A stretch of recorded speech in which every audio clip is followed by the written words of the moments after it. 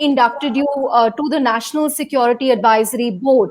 So where is this coming from? I mean, have you sort of discovered this side to yourself?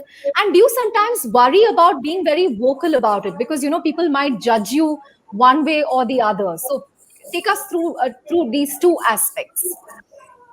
Yeah, I am a person with convictions, and if my convictions are not agreeable to somebody, that's okay. I'm not actually going to change my convictions to please them, So that's why I don't worry about attacks. People attack me online, nothing happens. It does nothing to me. So to answer your first question, actually, this idea of strong technology foundation has been part of our company for very long. That's why, for example, we build our own data centers. We build our own frameworks on which our software is written, and these are also influenced by my study of Japan and other East Asia primarily. In fact, the Western model is, particularly the American model, is quite different from the East Asian model, and I realize there is a lot of strength, long-term strength in the East Asian model. So I've learned from Japan quite a bit. I'll give you one example. Japanese don't just build finished products. They build the tools that go into making those products. And then they build the tools that make the tools. Those are the real strength of Japan comes from that ability to build those tools. And that's the maker culture I talked about. And this I've talked about before in the context of technology industry, but I'm just broadening it now. So it's not something newly discovered. It's just that I have just like Nitin said, last year and a half, I've become more popular on Twitter, or popular with quotes, I should say. And so there's more people to, I guess, listen to me now. So I say these. And the National Security Advisory Board, it's the same agenda for me. I want to be clear, right? Nobody is coming to me to advise on defense or any of those matters. But I consider economic security, technology viability, technology capability as fundamental to national security. And that is what my one single point agenda is, that we must create the technology capability in India.